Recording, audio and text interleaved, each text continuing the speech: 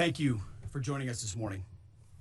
Last night, on President Trump's orders, U.S. Central Command conducted a precision strike in the middle of the night against 3 nuclear facilities in Iran, Fordo, Natanz, and Isfahan, in order to destroy or severely degrade Iran's nuclear program. And as the chairman of the Joint Chiefs will demonstrate, it was an incredible and overwhelming success.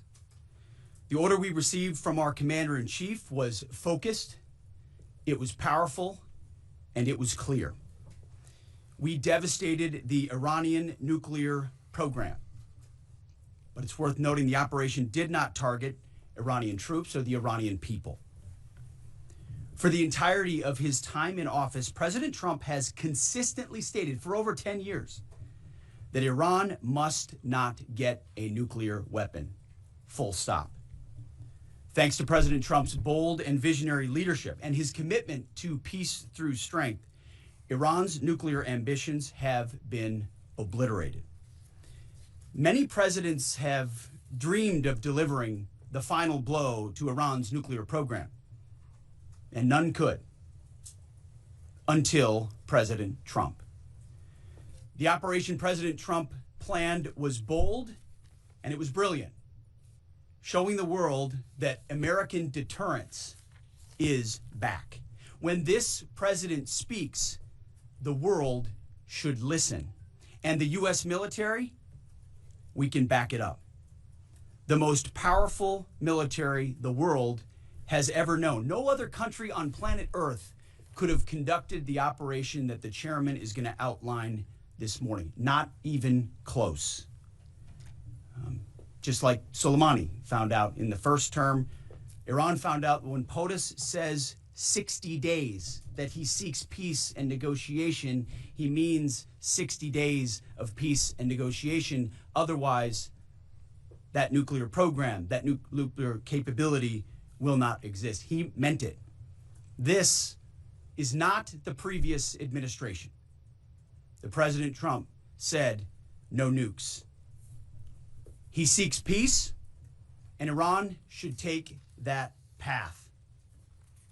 He sent out a truth last night saying this: any retaliation by Iran against the United States of America will be met with force far greater than what was witnessed tonight.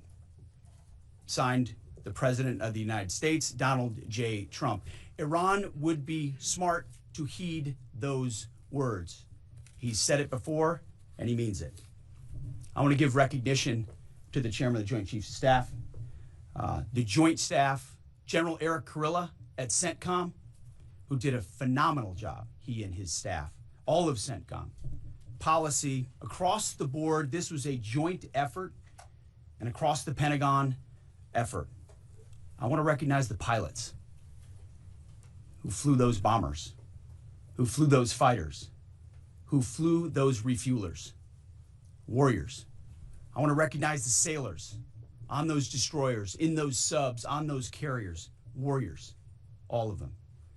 I want to recognize our soldiers doing air defense, base defense, QRF, warriors, all of them. Every American involved in this operation performed flawlessly.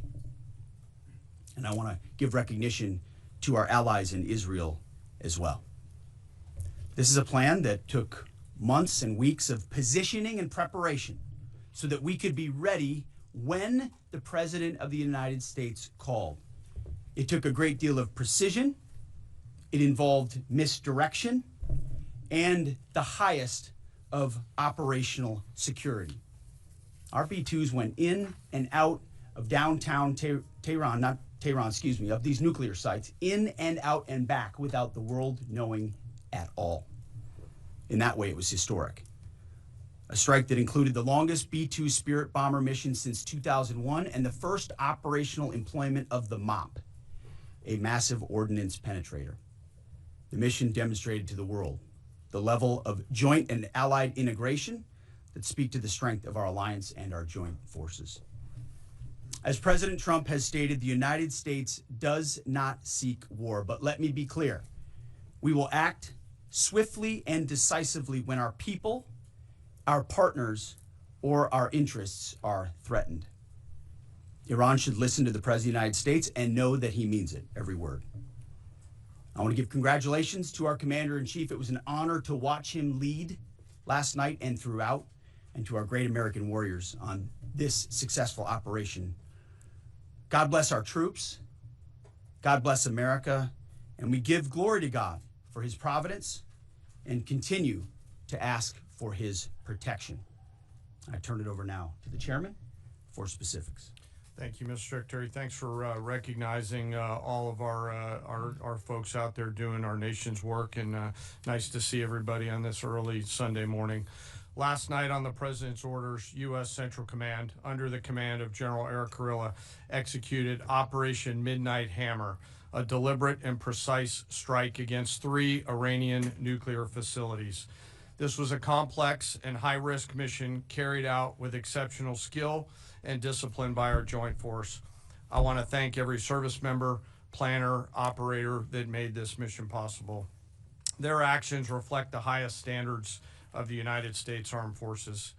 This operation was designed to severely degrade Iran's nuclear weapons infrastructure. It was planned and executed across multiple domains and theaters with coordination that reflects our ability to project power globally with speed and precision at the time and place of our nation's choosing. This was a highly classified mission with very few people in Washington knowing the timing or nature of this plan. I'll refer you to the graphic on the side as I walk you through some of the operational details. At midnight Friday into Saturday morning, a large B-2 strike package comprised of bombers launched from the continental United States.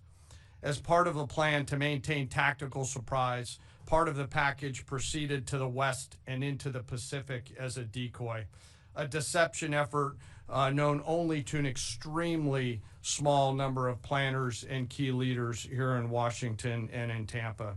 The main strike package, comprised of 7 B-2 Spirit bombers, each with 2 crew members, proceeded quietly to the east with minimal communications.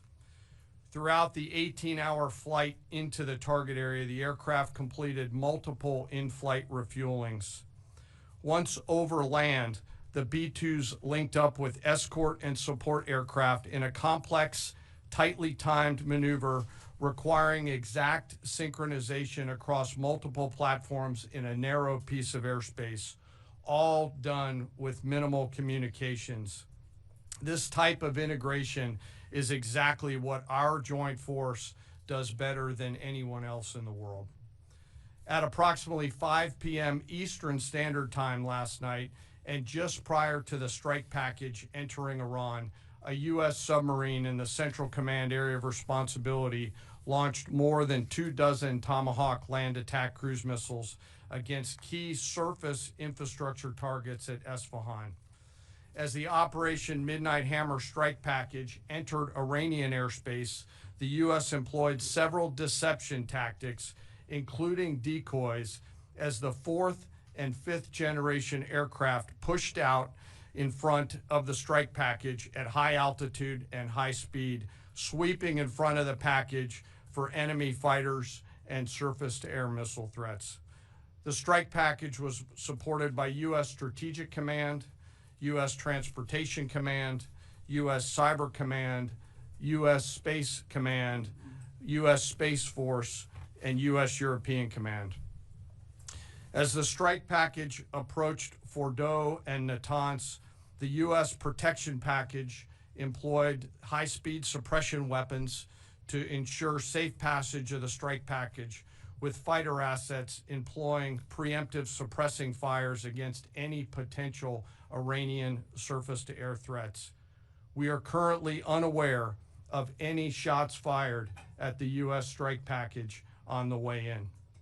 At approximately 6:40 p.m. Eastern Standard Time, 2:10 a.m. Iran time, the lead B-2 dropped 2 GBU-57 massive ordnance penetrator weapons on the first of several aim points at Fordo. As the president stated last night, the remaining bombers then hit their targets as well, with a total of 14 MOPs dropped against 2 nuclear target areas. All 3 Iranian nuclear infrastructure targets were struck between 6:40 p.m. and 7:05 p.m. Eastern Time. Again, that's about 2:10 in the morning local time in Iran, with the Tomahawk missiles being the last to strike at Isfahan to ensure we retain the element of surprise throughout the operation. Following weapons release, the Midnight Hammer strike package exited Iranian airspace and the package began its return home. We are unaware of any shots fired at the package on the way out. Iran's fighters did not fly, and it appears that Iran's surface-to-air missile systems did not see us. Throughout the mission, we retained the element of surprise.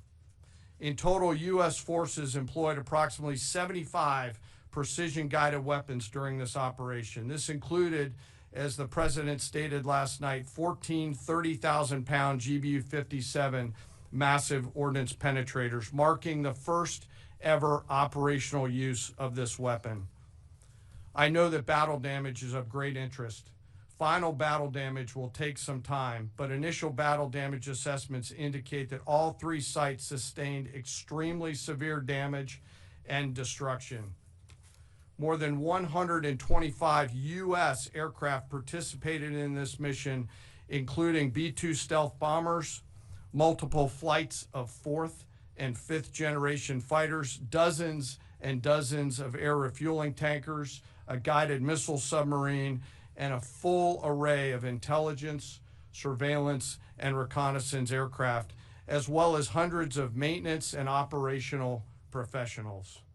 As the Secretary said, this was the largest B-2 operational strike in U.S. history and the second longest B-2 mission ever flown, exceeded only by those in the days following 9/11.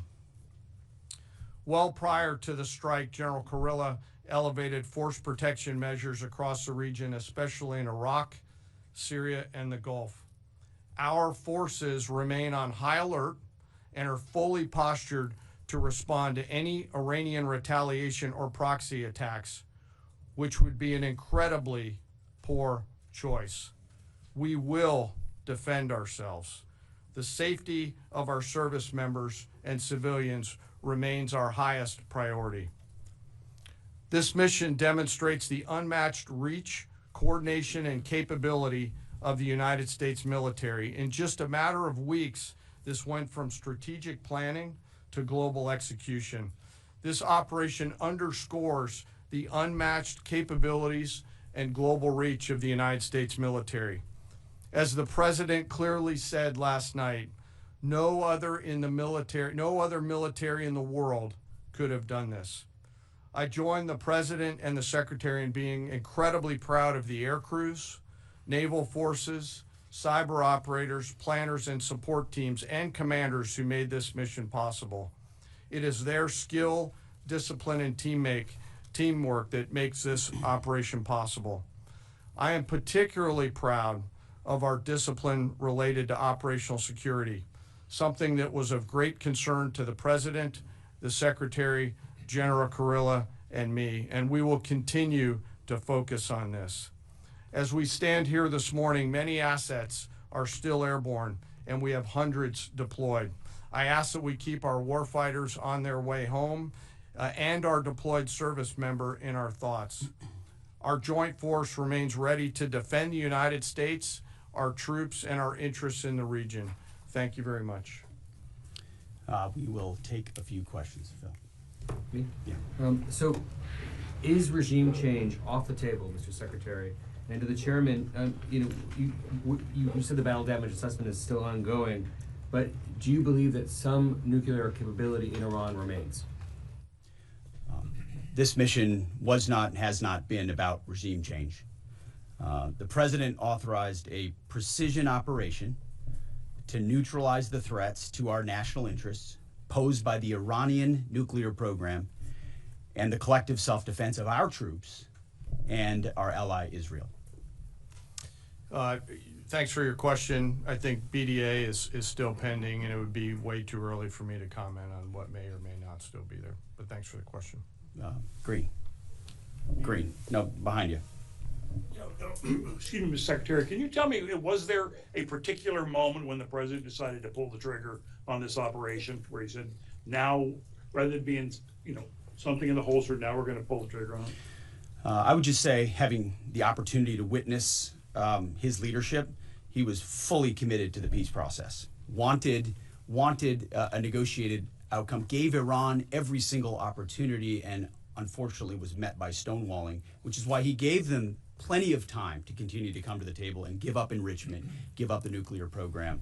But there was I won't say the particular moment, there was certainly a moment in time where he realized that it had to be a certain action taken in order to minimize the threat to us and our troops. Yeah. General, you say that General Kurilla increased force protection in Iraq, Syria, and Gulf, in those areas. Were they given any advance warning the attacks were coming? And also, Mr. Secretary, when were congressional leaders notified? How long before the attacks took place? Sir, to your first question, the risk has clearly been rising over the last few weeks in the region. Based on that, and not a particular awareness of this operation, we've made smart decisions to minimize the risk to U.S. forces in the region. So they were given no advance warning? No, sir. And congressional? They were notified after the planes were safely out. Well, we complied with the notification requirements of the War Powers Act. After the attacks, they were notified? They were immediately thereafter. Yes. Thank you, Secretary. Two quick questions. Do you believe you completely destroyed Iranian nuclear program? And how about Iranian ballistic missiles? Your ally at Israel always saying that is biggest threat. And second question is very important. What will be your next step if Iran or militias under Iranian influence on the region attack U.S. interests or allies in the region? And you can chime in on this too, Mr. Chairman. The battle damage assessment is ongoing, but our initial assessment, as the chairman said, is that all of our precision munitions struck where we wanted them to strike and had the desired effect, which means especially in Fordo, which was the primary target here, we believe we achieved destruction of capabilities there. Ultimately, wherever it may be, whether it's in Iraq or Syria or bases in the Gulf, as the president said, it would be as the chairman said, it would be a very bad idea for Iran or its proxies to attempt to attack American forces. Yes. Thank you, Mr. Secretary. Regarding retaliations, Iran and North Korea are cooperating on nuclear and missile development. Do you think there is a possibility that Iran, North Korea, and the other forces, such as China, will join forces to retaliate against the United States? Well, unfortunately, because of the policies under the previous administration, we drove those countries together, and ultimately that creates a challenging environment. For this particular operation, the focus is on Iran and Iranian nuclear capabilities. That's our focus here, is to not just say that they can't have, but President Trump has said from over 20 years, frankly, Iran cannot have a nuclear weapon. And ultimately, he decided this is the moment, given their stonewalling, when direct military action had to be taken to prevent that from happening. Yes? Thank you very much. General Caine, I understand OPSEC, I respect OPSEC. Can you say at all what security procedures are being taken to protect U.S. troops in Iraq and elsewhere in the Middle East?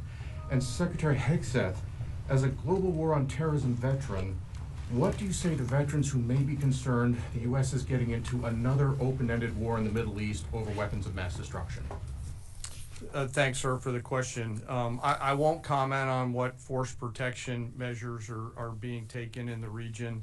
What I will say is we're being proactive and not reactive, and being very thoughtful about ensuring that we do all that we can to protect our forces out there. And I would just say, as the president has directed and made clear, this is most certainly not open-ended. It doesn't mean it limits our ability to respond. We will respond if necessary. The most powerful military in the world is postured and prepared to defend our people. But what the president gave us, as I said, was a focused, powerful, and clear mission on the destruction of Iranian nuclear capabilities. Those were the targets. That's what was struck. That's what was overwhelming. That's what was overwhelming. That's what the Iranian regime needs to understand, as the president put out last night. He wants peace. There needs to be a negotiated settlement here. We ultimately demonstrated that Iran cannot have a nuclear capability. That is a very clear mission set on this operation. Yes, hold on. Yes, right there. Thank you, Mr. Secretary. Question for the Secretary and the Chairman. How was this strike coordinated with the Israelis on a strategic level, militarily, and on a tactical level? Was there any direct Israeli military participation in this operation? Well, I would say certainly Israel had an incredible military success, especially at the beginning and ongoing, in degrading Iranian capabilities, in degrading Iranian launchers, MRBMs. It's been incredible to watch what our ally Israel has been able to do. And there certainly have been conversations. I mean, General Kurilla at CENTCOM has worked closely in the defense of Israel for many years. And part of this operation was the defense of Israel and the ongoing defense of Israel. But as it pertains to this strike, this was U.S. operated and U.S. led. We took advantage of some of the preparatory work that's been done over the past week and a half in terms of axis of approach. I won't get into the particulars, but as the Secretary said, it was a U.S. strike. We made sure we were not in the same piece of airspace and sky.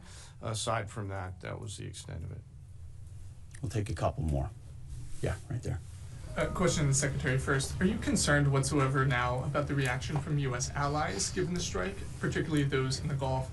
And to the Chairman, if I may, I understand you don't want to speak to specific assets and force protection measures, but do you anticipate at least having to bring in any further assets from other theaters to aid in force protection over the coming days?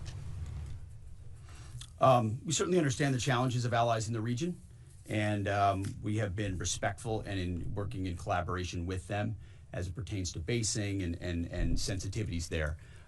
Ultimately, they've got a lot of assets and people in those locations also where American troops are co-located. So that's a consideration of ours. We've been in close consultation with them, and we appreciate the support that we have got.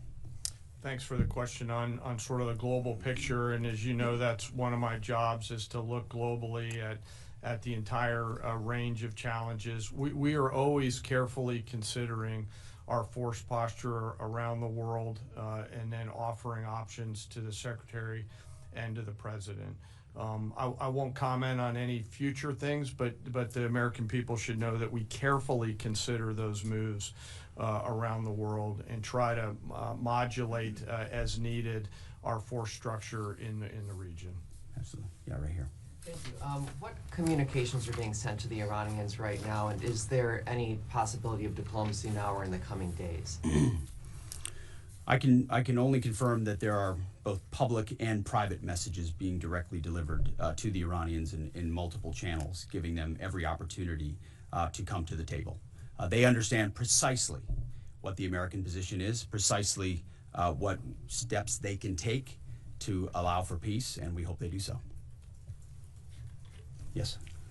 The president may not want an open-ended conflict. The Iranians may disagree. Are you prepared for a protracted war?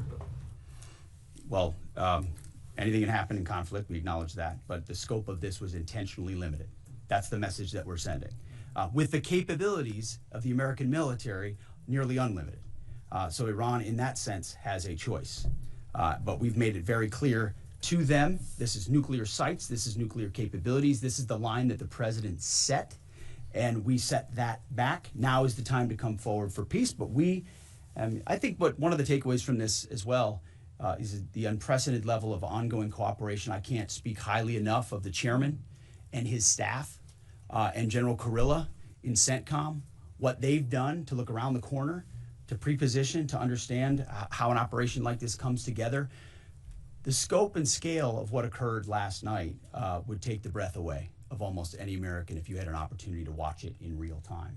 And I think Tehran is certainly calculating the reality that planes flew from the middle of America in Missouri overnight, completely undetected over 3 of their most highly sensitive sites, and we were able to destroy nuclear capabilities. And our boys in those bombers are on their way home right now. We believe that'll have a clear psychological impact on how they view the future, and we certainly hope they take the path of negotiated peace. But I could not be more proud of how this building operated, of the precision, the sensitivity, and the professionalism of the troops involved in this effort. I will take one more. We'll take one more question. Yes, right there. Thank you, Mr. Secretary. Concerning the justification for these strikes, in March, the Office of the Director of National Intelligence released their threat assessment, concluding, quote, Iran is not building a nuclear weapon, and Caine has not authorized the nuclear programs he suspended in 2003, unquote. So what new intelligence does the U.S. have since then that the Iranians have changed their position on nuclear weapons? And does this new intelligence come from U.S. sources and methods, or are we getting this information from other countries? Well, I would just simply say that the president's made it very clear. He's looked at all of this, all of the intelligence, all of the information, and come to the conclusion that the Iranian nuclear program is a threat, and was willing to take this precision operation to neutralize that threat in order to advance American national interests, reduce the Iranian nuclear program, and obviously collective self-defense of ourselves and our allies. So he looked at all of it, understood the nature of the threat, and took bold action I think the American people would expect in a commander-in-chief. That's all we've got. Thank you very much. Appreciate it. Mr. Chairman. Mr. Chairman, do you have any of the WC-135s up to check the radioactive material?